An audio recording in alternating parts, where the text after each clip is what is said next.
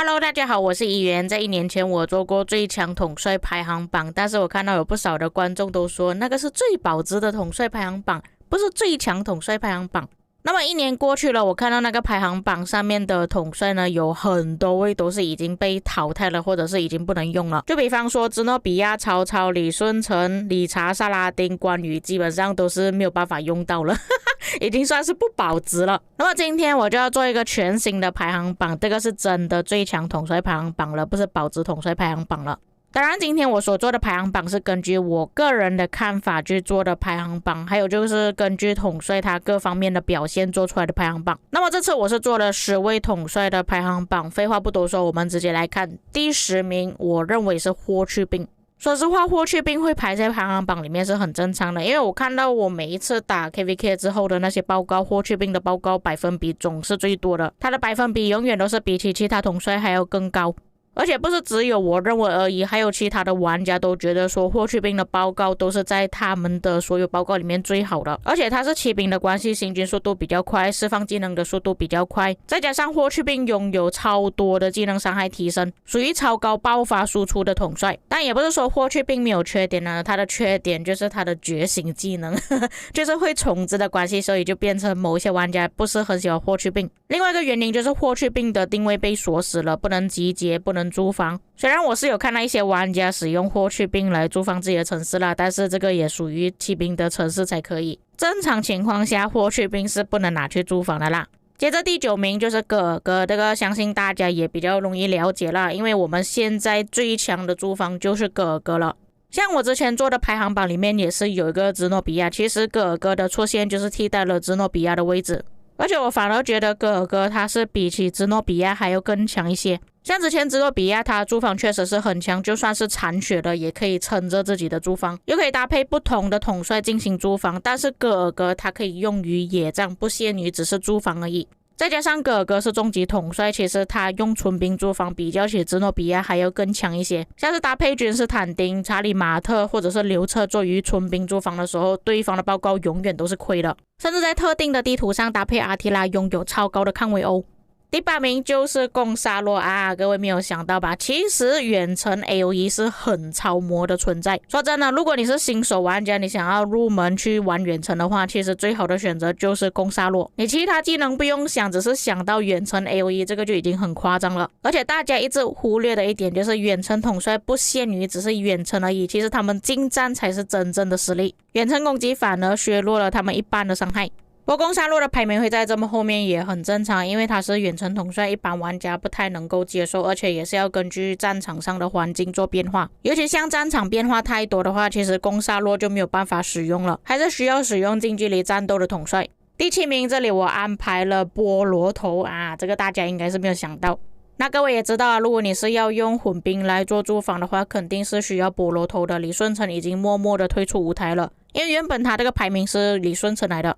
李舜臣已经被波罗头替换掉他的位置，主要原因就是因为他有原型 AOE， 而且波罗头的护盾效果比起李舜臣还要更强。再加上有很多人忽略掉的一点，就是波罗头它不限于驻防而已。我实际测试用波罗头带去野战搭配项羽还有搭配 CP， 其实出来的效果还蛮不错的。还有就是因为它有原型 AOE 的关系，所以有一些玩家要去拉野的时候都会用到波罗头。再加上波罗头本身是抗围殴的，如果你们搭配我前面所说的哥尔哥一起来做驻防的话，可以扛蛮久。除了旗帜跟要塞之外，驻防自己的城市也是最好的选择之一。第6名就是 CP， 其实 CP 有一些玩家觉得说它不应该排名在这里，但是我们要考虑到它的实用性。CP 是第6代统帅，目前我们依然还在使用。并且我在之前就已经跟各位讲过了，就算下次第10代步兵出现一个新的技能伤害统帅也好，或者是有更强的步兵统帅也好，也不会替换掉 CP 的位置。所以保守估计 CP 应该是可以用到11或者是12代左右。因为第10代的步兵会出现一个驻防，也就是说有可能只有一个野战部队可以使用而已，所以暂时不会替换掉 CP 的位置。再来 CP 也是目前所有步兵统帅里面表现得比较好，并且还有 AOE 的野战统帅。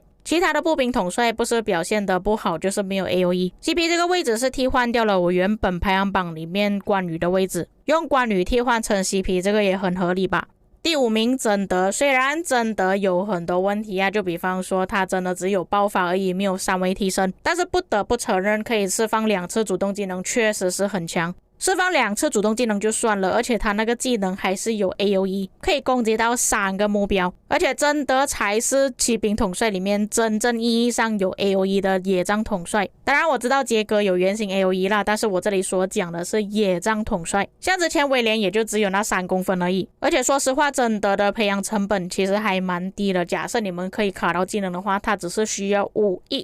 而已，并且如果你们要使用骑兵搭配，肯定是要搭配一个贞德在队伍里面，不可以移除掉的。同样的情况下，铁木真也是可以释放2次技能，为什么跟贞德的待遇差这么多？因为贞德它是固定可以释放2次技能，铁木真它是有概率性的，而且有 AOE。接着下来第4名就是刘彻了。其实我很纠结刘彻的位置应该要排在哪里，然后又思考到前面的几位统帅好像真的比刘彻强一些，所以就只能把刘彻排在第4名了。刘彻和哥哥是所有的步兵统帅里面释放技能速度最快的，也是目前所有的步兵报告里面表现得最好的，而且使用刘彻的队伍搭配使用成本也比较低一点，你们可以使用刘彻搭配亚历山大，搭配查理马特，皮洛斯也是可以使用，也就是说刘彻他是间接性代替了那些已经旧掉了或者是没有用的统帅了。对于新玩家而言，刚入手就拿到一个刘彻是真的蛮实用的，而且刘彻还有行军速度加成又有 AOE， 只要你用刘彻搭配亚历山大，操作手感基本上跟骑兵是差不多，没有什么差别。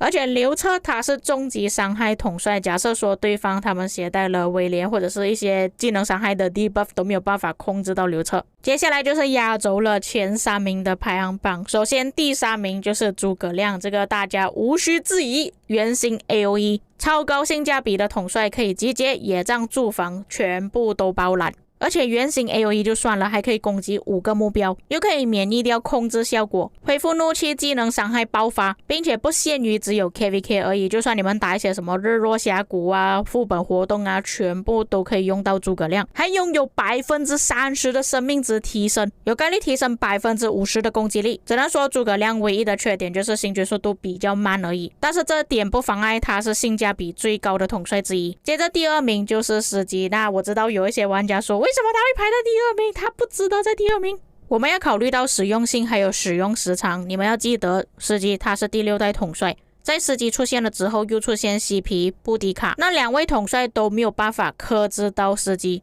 不管是生命、防御、攻击都有 20% 的提升，而且司机不像之前萨拉丁这么死板，司机还有爆发，不管是集结野战驻防、副本活动、日落峡谷，全部都是需要用到司机。骑兵搭配里面你没有司机，就算你有贞德也没有用，还可以降低敌方的防御力，并且还有概率提升 30% 的生命值提升。暂时策划是已经很难做出超越司机的统帅了，除非他把全部数值都提升，否则司机暂时性还是没有办法下岗的，就好像之前的萨拉丁一样，用到司机出现为止，司机可能要等到下一个司机出现才会被淘汰。并且在战斗报告里面，司机的报告永远都不会太亏的，一般都是赚了，甚至有时候击杀比例只是排在霍去病后面而已。各位要记得，他还是第6代统帅而已。我认为司机最大的缺点就是他没有原型 AOE， 还有司机的爆发点其实比较少一点啦，没有像霍去病这么夸张。除了这2个问题之外，基本上没有什么太大的问题了。接着第1名，我相信各位应该也猜到了，就是李成桂。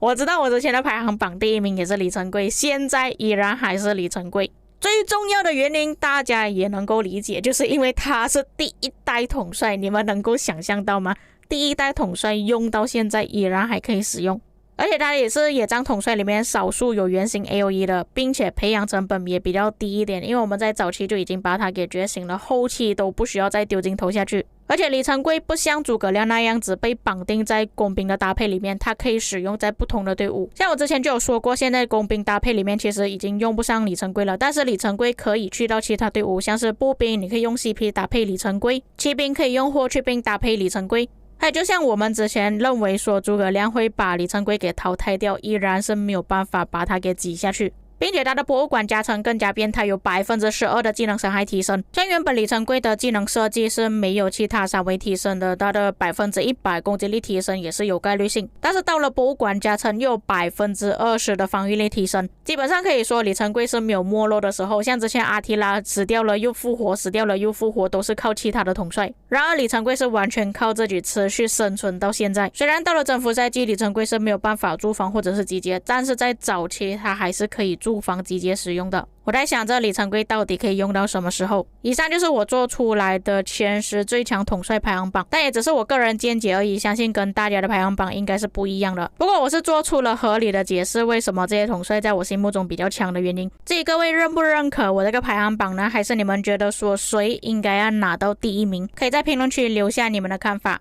以上就是本期内容，我们下个影片再见。